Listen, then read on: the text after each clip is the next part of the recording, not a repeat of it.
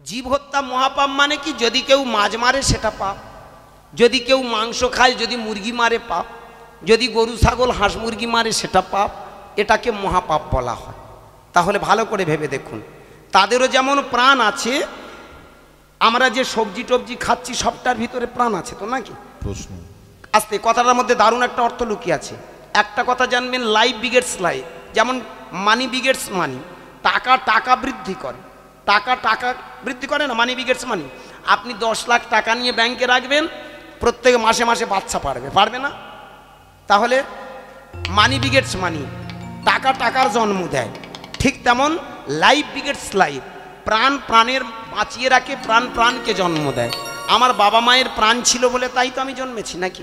বাবা মায়ের প্রাণ আছে বলে তাই তো আমি জন্মেছি, প্রাণ থেকেই তো প্রাণের জন্ম হয়। তাহলে ভালো করে ভেবে দেখুন, আমরা যে খাবার খাচ্ছি সেই প্রাণ ও প্রাণকে বাঁচিয়ে রাখে।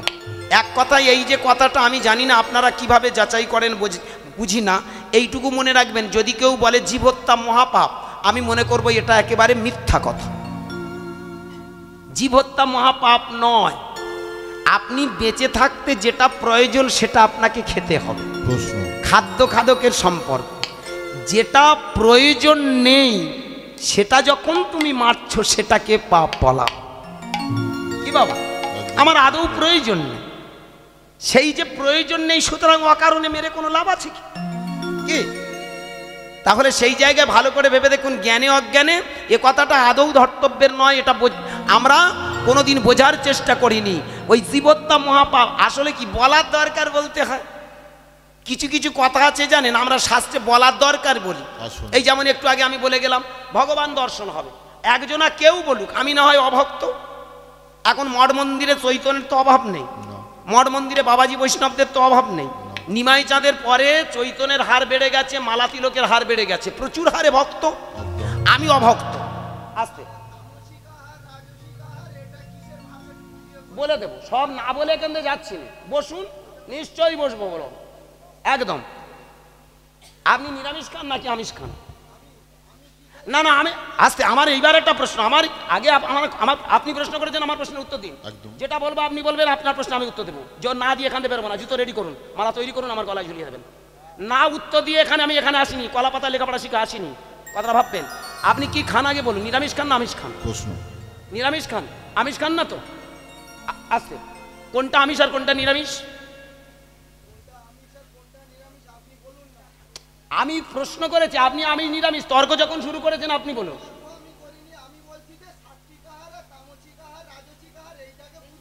নিরামিষ বলে পৃথিবীতে কোনো খাবার নেই, আমিষ বলে কোনো খাবার নেই। না ঠিক আছে, বসুন, আমি বলবো, বলে যাব। আমি বলছি তো, যদি না বলতে পারি রেডি করবেন, আপনার জুতোটা রেডি করবেন, গলায় দিয়ে নেব। আস্তে, না বলেই যাচ্ছি না সব। আমি বুঝতে পেরেছি আপনি কোন লাইনের মানুষ। দেখুন, আন কথায় কান দেবেন না, আন কথায় কান দেবেন না, কান দিলে মানও যাবে প্রাণও যাবে। আস্তে, এইবার তাহলে ওনার কথায় আমি অবশ্যই যুক্তি দেবো। এই কথার পরিপ্রেক্ষিতে বেরিয়েছে যেটা, দেখুন আমি বলতে চেয়েছিলাম যে জীব হত্যা মহাপাপ। উনি জানি সেই মার্গের মানুষ, উনি যেখানে যান সেই কথাগুলো শোনেন, যে এখানে কথাগুলো হলো কি, কেউ যদি মাছ মারে তাহলে সে পাপ করেছে, মহাপাপী। যে মাংস খায় সে পাপী, এই সবগুলো আমরা ব্যাখ্যা শুনেছি। আজকের একটা কথা আমি এখানে প্রথমেই বলে রাখি, আমিষ নিরামিষ বলে পৃথিবীতে কোনো খাবার হয় না। প্রধানত নিরামিষও নয় আমিষও নয়, অ্যাকচুয়ালি খাবারটাকে 3টে ভাগে, উনি সেটা বলেও দিয়েছেন, সাত্ত্বিক, তামসিক আর রাজসিক।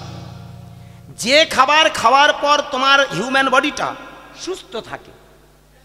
আপনারা এখানে যদি কোনো বায়োলজির সাবজেক্ট মানে স্টুডেন্ট থাকেন, জিওলজি বায়োলজির যদি স্টুডেন্ট থাকেন, বিশেষ করে আপনি বায়োলজির যদি স্টুডেন্ট হন, আমি 100% শিওর হয়ে বলতে পারবো, মানুষের 2টো খাবার কিন্তু প্রধান খাবার।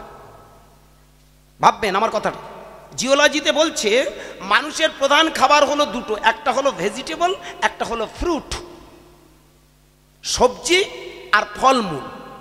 এই 2টো খাবার কিন্তু আমাদের স্টমাক, আমাদের লিভার বা আমাদের পাকস্থলী নেওয়ার মতো ক্যাপাসিটি আছে। মাছ মাংস এগুলো আমাদের কিন্তু মানুষের খাবার নয়।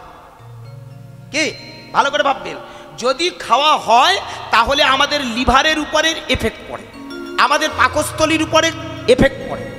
ভালো করে ভেবে দেখবেন, আপনি যদি মাংস খান, মাংসটা বিজ্ঞানসম্মত, একেবারে ব্যাখ্যা আছে যে বিজ্ঞানসম্মত বলছে এক টুকরো মাংস 72 ঘন্টা আমাদের পাকস্থলীতে থেকে যায়, ও হজম হয় না। কেন মাংস খাওয়া নিষেধ ভালো করে ভেবে দেখুন। আপনি এই মাছ খাচ্ছেন, একটা মাছ হজম হতে গেলে কমপক্ষে 8 ঘন্টা সময় নেয় পৃথিবীতে, জানেন? আপনি যে ডিমটা খাচ্ছেন, একটা ডিম খেলে আমি 100% শিওর হয়ে, এবং শুধু তাই নয়, পড়াশোনার মাধ্যম দিয়ে আমি এখানে জেনে কথাগুলো বলছি, একটা ডিম যদি খান কমপক্ষে 10 ঘন্টা আমাদের পাকস্থলীতে থাকে। ভাববেন, মাংস যদি খাওয়া হয় 72 ঘন্টা অপেক্ষা করে হজম হয়।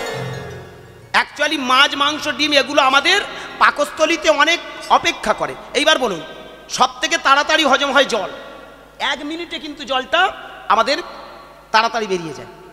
আপনি জল খাবেন, জলটা এমন একটা খাবার যেটা সব থেকে কুইক সার্ভিস দেয়, এর থেকে আর কিছু নেই। মানে এত তাড়াতাড়ি হজম হয়, এত তাড়াতাড়ি আমাদের দেহের যে সেন্টারে চলে যায়, যার যেখানে যাওয়ার দরকার সেখানে চলে যায়, সব থেকে হলো জল। এইবার ভাবুন, এই যে মাংসটা আমরা যখনই খাই, মাংসটা খেলে কি হয়, হয়তো আমরা প্রোটিন পাই, কিন্তু আমাদের দেহের উপরেই এফেক্ট পড়ে। কীরকম এফেক্ট পড়ে? 72 ঘন্টা হজম হয় না। এইবার বলুন, একটা খাবার খাওয়ার পরে আমরা কমপক্ষে 3-4 ঘন্টা পরে আবার খাই, কি বাবা, তাই না?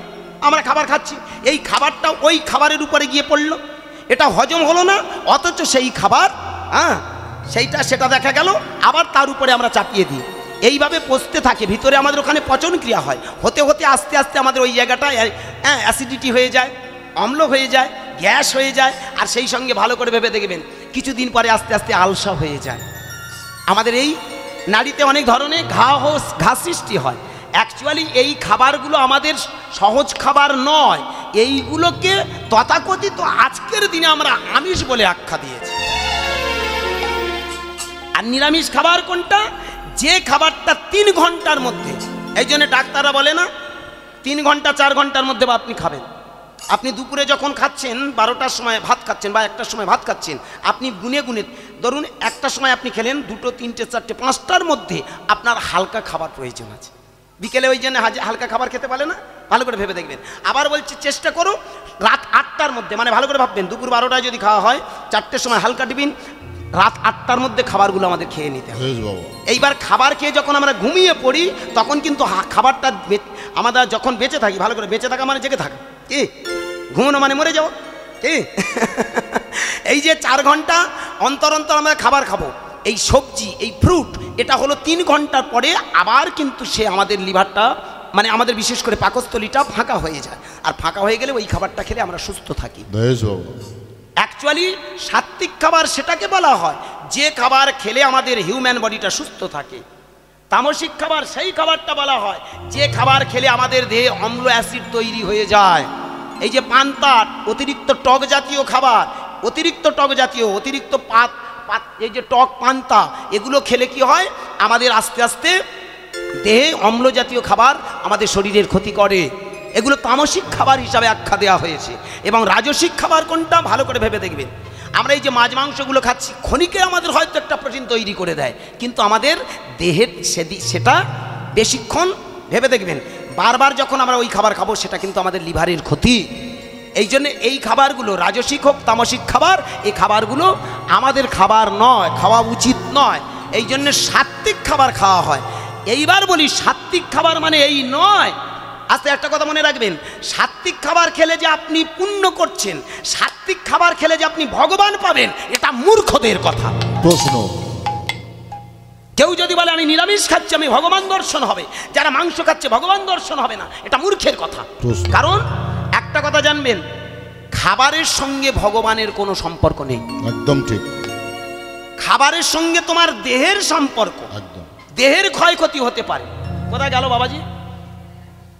আসবে? ও বলে চলে গেছে। আচ্ছা, বলে গেছে, ভালো হয়ে গেছে। যাক, আমি অনুরোধ করবো, দেখুন আমার কথার মধ্যে তর্ক নয় বাবা, আমি সিদ্ধান্তে আসতে চাই। কি বাবা, এগুলো আমাদের মানব জীবনে প্রয়োজন আছে। কিন্তু কেউ যদি বলে যে নিরামিষ না খেলে ভগবান মিলবে না, এটা 100% মিথ্যা। একদম ঠিক। সেই খাবার খাও, ওই খাবার যেটা তোমার দেহের পক্ষে উপকার, কি মায়ের, এটাই বলা। কিন্তু তাই বলেই না, তাহলে বলুন না, যারা তারাপীঠে আছে, যারা তারাপীঠে আছে মাংস খাচ্ছে না, মাংসকে তারা সাধনা করছে না, তাহলে ওরা কি সাধক নয় নাকি? তোমরা চৈতন্যকে নিরামিষ খাচ্ছে বলে তোমরা বড় বড় সাধক হয়ে গেছো। যাও না তারাপীঠে গিয়ে। ভক্ত আর এ কথা বলছেন। আমার নরেনের কথা ভাবুন, নরেন ছাগলের মুড়োটা নিয়ে রান্না করে খেয়েছে, তাই দেখে তো পাড়ার সকলে সব হিট হিট করেছে। রামকৃষ্ণ ঠাকুরের কাছে এসে বলছে, হ্যাঁ গো, ইয়ে তোমার কেমন ভক্ত, কেমন ছেলে, এই তোমার ছাত্র, এই তোমার শিষ্য, এই তোমার ছি ছি ছি ছি।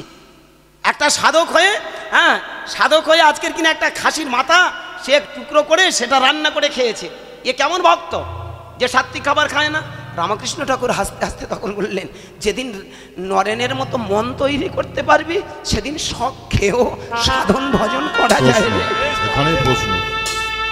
না বাবা, আমার নরেনের মতো মন তৈরি কর, খাবার কি খেলি সেটা বড় কথা নয় রে, আগে নরেনের মতো মন তৈরি। আর আজকের ভক্তমণ্ডলী বাবা মায়েরা আমরা মন তৈরি করার জন্য ওইসব খাবার খাই, কিন্তু তথাকথিত আজকের দিনে আমরা ধর্মযাজকরা এমন ভাবে ব্যাখ্যা করি যেটা বেশিরভাগ মানুষ আর মেনে নিতে পারে। বলুন, আপনি একটা সংসারী মানুষ এসে যদি রাতারাতির বেলায় মাছ মাংস না ছাড়লে ভগবান মিলবে না, আপনি ভয়ে পড়েন না বাবা ভগবান দর্শনের দরকার আছে, কারণ পৃথিবীতে এই তো কদিন পরে হরিবোল হয়ে যাবে। আপনি ভয়ে ভয়ে নিরামিষ খাচ্ছেন, এটা প্রয়োজন নেই। আপনাকে জোর করে প্রেসার ক্রিয়েট করা হয়েছে না, এটা নয়। আপনাকে বলতে হবে না, আপনার দেহ আস্তে আস্তে ত্যাগ করে দেবে, দেবে না? বলুন না, একটা ইয়ং বয়সের একটা ইয়ং ছেলেকে যদি 2 বাটি মাংস দেওয়া যায় সেটা দেবে, খেয়ে নেবে না? কিন্তু একটা বুড়ো মানুষকে 1 টুকরো মাংস দিন, এমনকি শেষ দিনে ভালো করে লক্ষ্য করে দেখবেন, আপনারা এখানে বারব্রত করেন, বারব্রতও করতে লাগে না, আমাদের বারব্রত করিয়ে নেয়। প্রকৃতি বলছে আমি তোমাকে বারব্রত করিয়ে নেব, কিভাবে জানো? যেদিন তুমি বিছানায় শুয়ে থাকবে। কি মায়েরা, কি বাবা, যেদিন আমাদের শেষ সময় আসবে দেখবেন, হয়তো এমন একটা সময় আসবে 3 দিন 4 দিন আপনি আর কিছু ভিতরে দিতে পারবেন। প্রকৃতি তোমাকে বারব্রত করিয়ে নিচ্ছে তো, ভেবে দেখবেন আমার কথা। যত বৃদ্ধ হবেন ভেবে দেখবেন, এখানকার এই যে খাবারগুলো আমরা তামসিক খাবার রাজসিক খাবার বলছি, এই খাবারগুলো আস্তে আস্তে আর বৃদ্ধ বয়সে আমাদের শরীরে টানবে না। একটা আলু ভাতে সবাই যখন মাছ মাংস নিয়ে হই হল্লা করছে, বাড়ির বুড়োটা বলছে না দরকার নেই বাবা, আমায় এইটুকু দিয়ে দে, দেখ না ওখান থেকে কি একটু সবজি হয়েছে একটু তুলে দিয়ে, আর খাবো না। দেখেছেন, তোমাকে বৈষ্ণব বানিয়ে ছাড়বে, জোর করে কিছু নয়। একটা কথা জানবেন ভক্তমণ্ডলী, অনেকে যদি মনে করেন, ক্ষমা করবেন আমার কথাটা ভাববেন, অনেকে যদি মনে করেন যে যারা নিরামিষ খায় তারাই ভক্ত আর যারা আমিষ খায় তারা অভক্ত, আমার একটা প্রশ্নের উত্তর দেবেন, পৃথিবীর মধ্যে সব থেকে বড় বৈষ্ণব কে গো? বলো না, কে? ঠিক তো, পৃথিবীর মধ্যে সব থেকে বড় বৈষ্ণবী মা দুর্গা, ঠিক তো? তাহলে ভালো করে ভেবে দেখুন, মা কালী বা দুর্গা বলা হয়, যিনি কালী তিনি দুর্গা, তাহলে মা কালীর কাছে পাঁঠা বলি দেওয়া হচ্ছে, তাই তো? মা দুর্গার কাছে আমরা পাঁঠা বলি দিচ্ছি, কথাটা খুব ভালো করে ভাববেন, বুঝার ব্যাপার আছে। পাঁঠা বলিটা আজকে ধরেছি যখন, আমি এই বলি নিয়েই আজকে একটা কীর্তন গিয়ে যাবো, ফিনিশিংটা করে রেখে যাবো, ভালো করে মন দিয়ে শুনবেন। তাহলে মা কালীর কাছে বা মা দুর্গার কাছে আমরা বলি দিচ্ছি, ভেবে দেখুন, সেই বলির মাংসটা আমরা মায়ের উদ্দেশ্যে পুজো দিচ্ছি, ভেবে দেখবেন। তাহলে ওনাকে বলা হলো গৌরী বা উনি হলেন মা কালী। আর লক্ষ্মীর স্ত্রীকে, নারায়ণের স্ত্রীকে কি বলা হয়? লক্ষ্মী বলা হয়, তাই তো? তাহলে ভালো করে ভেবে দেখবেন, যিনি লক্ষ্মী তিনি রাধারানী, তিনি বিষ্ণুপ্রিয়া, কি তাই তো? তিনি সীতা, মানে যুগে যুগে ভগবানের পাশে তার স্ত্রীও এসেছেন। এইবার কথাটা ভালো করে মূল্য দেবেন। আমরা যদি বৈষ্ণব হয়ে রাধা কৃষ্ণের পুজো করি, যারা শাক্ত ভক্ত মা কালীর পুজো করছে তারাও তো দেখুন মা দুর্গার কাছে গিয়ে প্রণাম করছে। প্রণাম মন্ত্রটা কি দেখুন তো, সে যদি মাংস দিয়ে পুজো দেয়, এই কথাটা প্রণাম করে কি বলে? ওং সর্বমঙ্গলে শিবে সর্বার্থ সাধিকে শরণ্যে ত্রম্বকে গৌরী নারায়ণী নমস্তুতে। কি বোঝাচ্ছে বাবা? কথাটা ভালো করে মাপবেন। ওং সর্বমঙ্গলে শিবে সর্বার্থ সাধিকে শরণ্যে ত্রম্বকে গৌরী গৌরী নারায়ণী। কি তাহলে নারায়ণীটাকে? নারায়ণের স্ত্রী তো নারায়ণী। এ বাবা, নারায়ণের স্ত্রী তো নারায়ণী। তাহলে নারায়ণের স্ত্রী যদি লক্ষ্মী হয়, তাহলে যিনি লক্ষ্মী তিনি দুর্গা। তাহলে যে মাংস নিয়ে দিয়ে মাকে ডাকছে সেও ভক্ত, এও ভক্ত। রাস্তা আলাদা হতে পারে, কিন্তু এক ব্রহ্ম দ্বিতীয়। আমি আসবো দুধবেশালী গ্রামে, এখান থেকে আমি ওই ঝিনকির হাটের ওপর থেকে আসতে পারি, আবার এদিকে আমার ওদিকে টপকে আমি উচ্চখালী ব্রিজ টপকে এপার দিয়ে আসতে পারি, আবার এ রাস্তাও আছে, অনেক রাস্তা আছে, রাস্তা অনেক হতে পারে, সেন্টার তো একটা নাকি। একটা কথা জানবেন, এক ব্রহ্ম দ্বিতীয়। এই পৃথিবীতে তুমি নিরামিষ খাও আমিষ খাও বড় কথা নয়, তোমার বিবেক, তোমার মন, তোমার চৈতন্য, তোমার ভিতরের সত্তাটাকে জাগ্রত কর। নিমাই চাঁদ বললেন ওই জন্য কে কি খেলো বা, সেই মনে পড়ে হরিদাস ঠাকুরের গল্প। হরিদাস ঠাকুর যখন হরিনাম দিতে যাচ্ছে গোমা, বেশ কাবলাখানেক চৈতন নিয়ে যাচ্ছে, চৈতনটা নিয়ে রাস্তা দিয়ে যখন হরিনাম গাইতে গাইতে যাচ্ছে, এবার ভক্তরা জিজ্ঞাসা করছে, এই যে হরিদাস ঠাকুর শোনো, তোমার এই হরিনামে কি বাধা বিপত্তি আছে? বলে প্রথম বাধা হলো মাছ মাংস খাওয়া যাবে না, আর দ্বিতীয় কথা হলো নারী সঙ্গ ত্যাগ করতে হবে। কি যেই বলা নারী সঙ্গ ত্যাগ আর নিরামিষ খেতে, মানে এই তথাকথিত আজকে দিনে নিরামিষের গল্প, যেই বলেছে যে নিরামিষ খেতে হবে মানে মাছ মাংস ত্যাগ করতে হবে আর নারী সঙ্গ ত্যাগ করতে হবে, মাগো একা খেছে কি যেই একা খেঁচে নিয়ে গেছে, হরিদাস একা টানে। হরিদাস পাগল মতো ছুটে হয়ে নিমাই চাঁদের কাছে এসে দাঁড়িয়েছে, প্রভু দেখো আমার কি আক্কেল করে। নিমাই চাঁদ দেখেই তো অবাক, সর্বনাশ, আমার ভক্তকে এমনি করে টিকিকে ছিঁড়ে নিয়েছে, মাল আউট। কারণ আছে, ধীরে ধীরে জিজ্ঞাসা করছে, হ্যাঁ রে তুই কি বলেছিস? বলে কেন প্রভু, আমি বলেছি হরিনাম গাইতে গেলে একটু সাত্বিক, মানে আমি নিরামিষ খাবার খেতে হবে, মাছ মাংস ত্যাগ করতে হবে আর নারী সঙ্গ ত্যাগ করতে হবে। ভক্তমণ্ডলী বাবা মায়েরা কথাটা কীরকম দাঁড়ালো? এইবার গৌর হরি আমার আস্তে আস্তে বলে, হ্যাঁ রে কৃষক হইয়া তুমি নাহি জানো চাষ, তুই একটা কৃষক হয়ে চাষ জানি না, হঠাৎ করে মাঠে গেছিস? হ্যাঁ, তুই কৃষক হয়ে চাষ করতে গেছিস, চাষ জানি না, তাহলে কি করে হবে? আরে চল চল যাই। এইবার নিমাই চাঁদ যখন গেছে, গিয়ে দেখে ততক্ষণে মাগো একজনের হাতে মাল, এই এক একটা পানি, যে মালটা টেনে নিয়েছে, বলে আবার এসেছিস, আয় আমার কাছে আয়। বলে নাকি নারী সঙ্গ ত্যাগ করে। আরে পৃথিবীতে কি আছে রে? হ্যাঁ, ভালো করে ভাববেন, পৃথিবীতে কি আছে? ওই মাছ মাংস আর এই নারী সঙ্গ ছাড়া আর কি আছে? নিমাই চাঁদ এসে আস্তে আস্তে বলেন, ও ভুল বলেছে, খুব অন্যায় করেছে, আমি তোমাদের কাছে ক্ষমা চাইছি। সেদিন একটা দামি কথা বলেছিল, ভর যুবতীর কোল মাগুর মাছের ঝোল, মুখে বলো হরি হরি হরি হরি বল। কি বোঝাচ্ছে বাবা? হরি বল। আমার নিমাই চাঁদ যেই বলেছে ভর যুবতীর কোল মাগুর মাছের ঝোল আর মুখে বলো হরি বল, তাহলে বাহ, এই তো ঠিক বলেছে, এই তো আদি লোক। সবাই নিমাই চাঁদ নিতাই চাঁদের পায়ে এক লট করে এক পাশে দাঁড়িয়ে হরিদাস ঠাকুর দেখতে, সব মনে হয় যে কি কল হলো, আমার মাল ফাঁকা, এদের কই হলো না তো।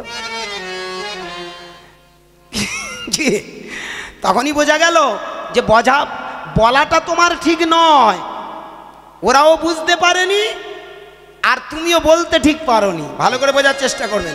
সেদিন নিমাই চাঁদ কথাটা দামি কথা বলেছিল, ভর যুবতীর কোল।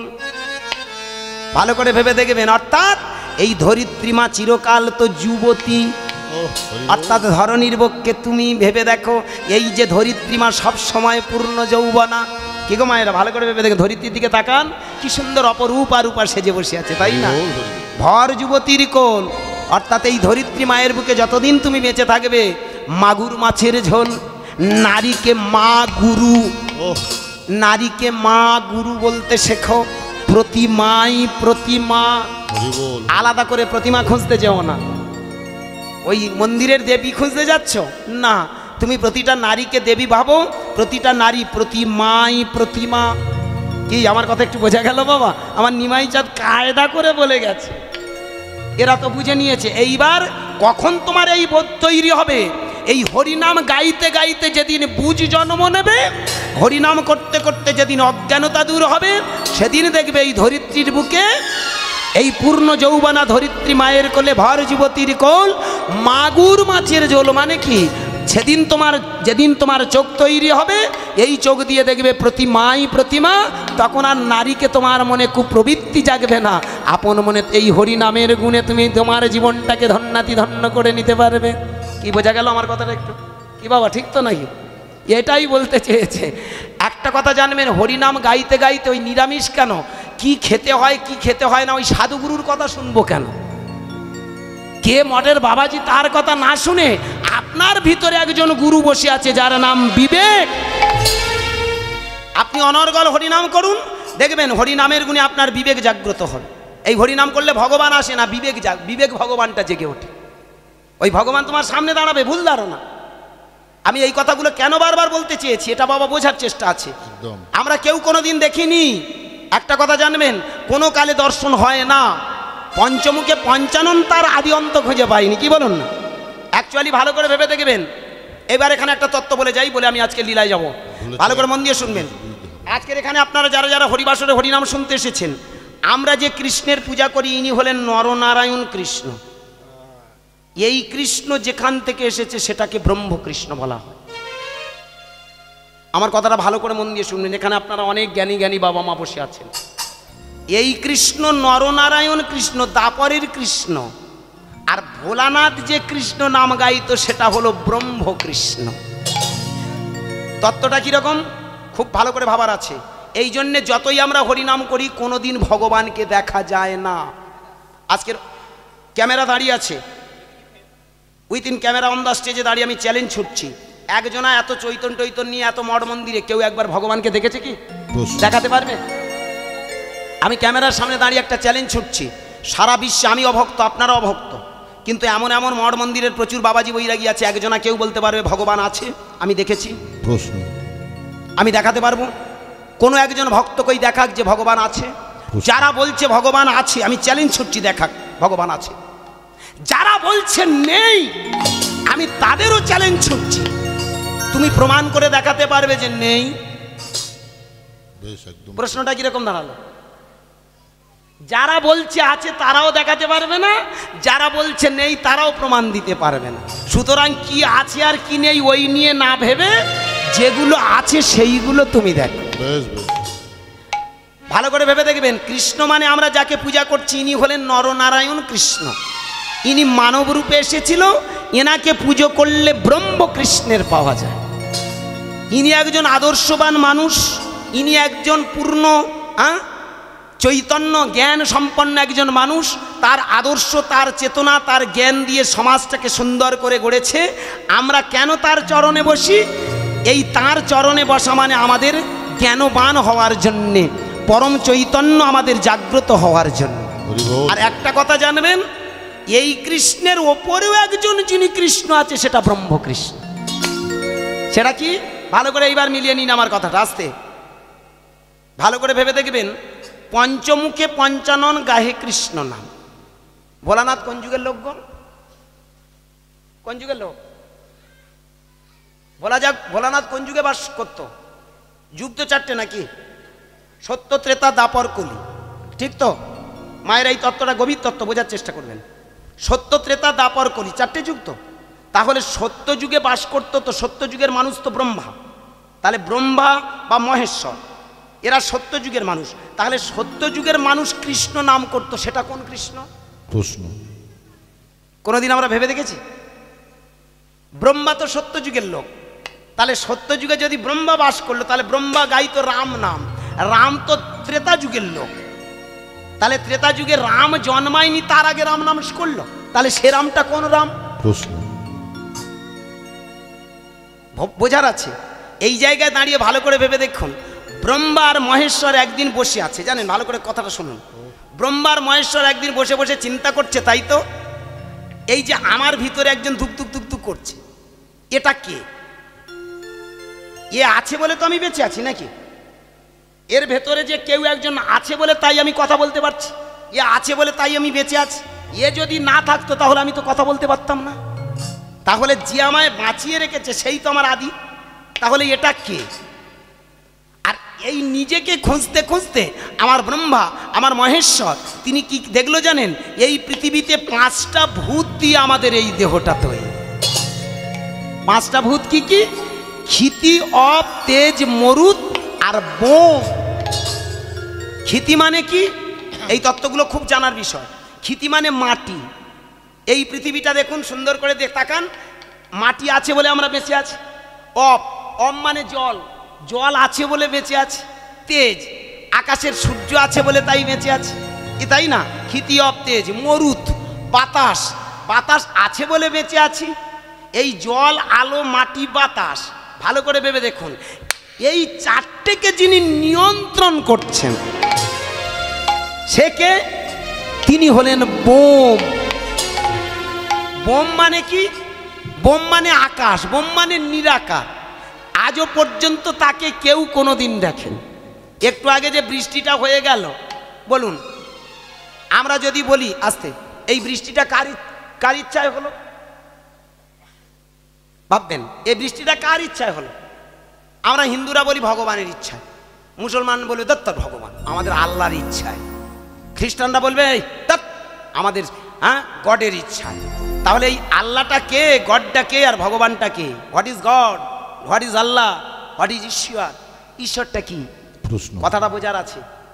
এইগুলোর মানে বুঝিনি বলে আমাদের হরিনামে আর ফল ফলে না। আমরা এসে গুজব, গল্প, গোটা কথা শুনিয়ে, গান শুনিয়ে চলে যাই।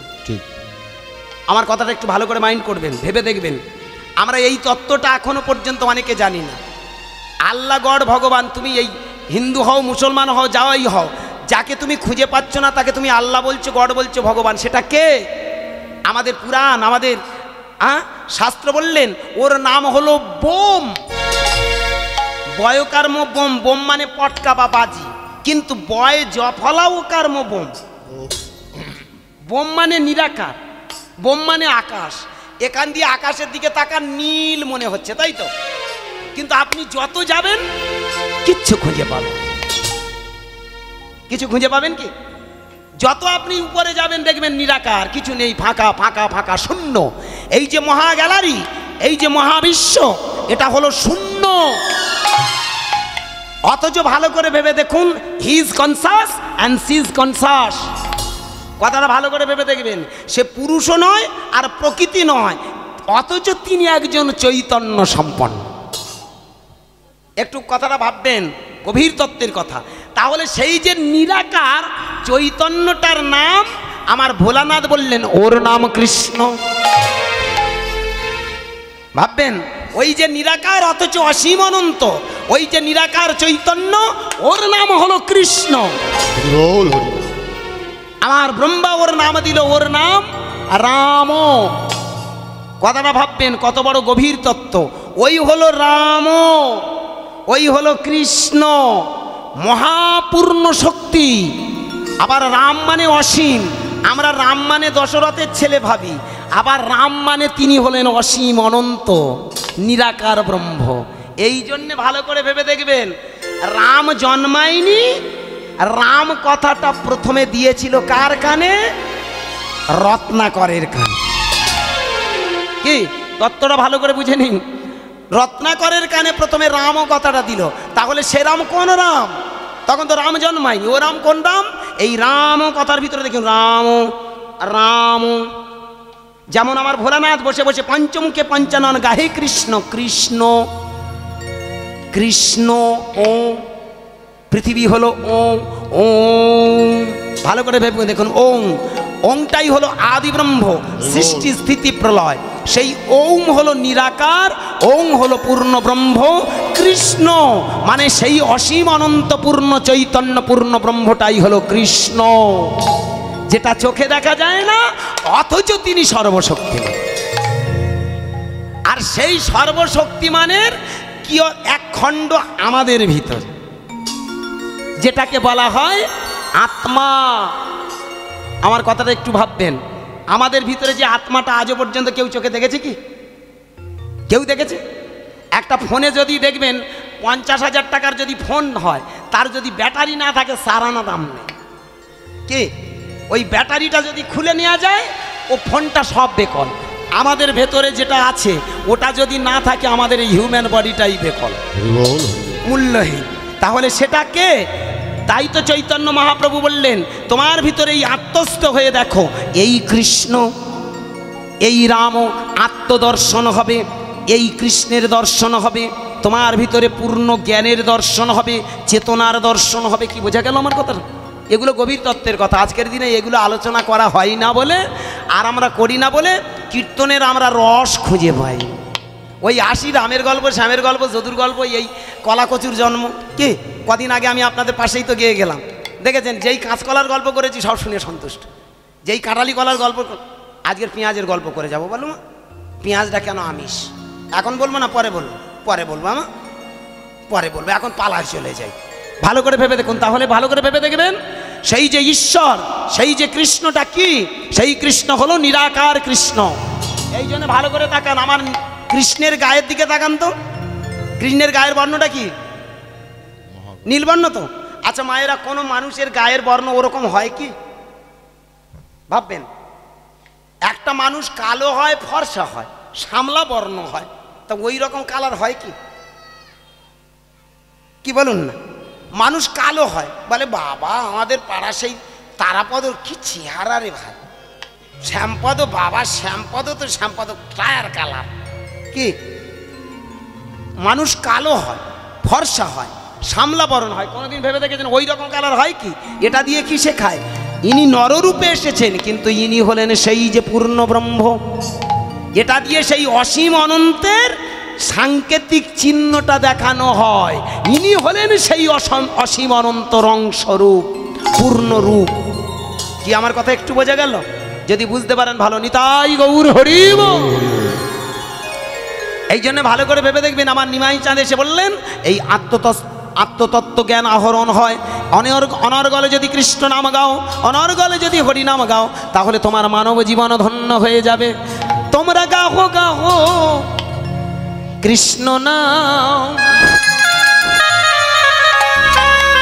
মধুর নাম, হরি নাম। গাহো গাহো কৃষ্ণ নাম, হরি নাম, মধুর নাম। গাহো গাহো কৃষ্ণ নাম, মধুর নাম, হরি নাম। গাহো গাহো কৃষ্ণ নাম,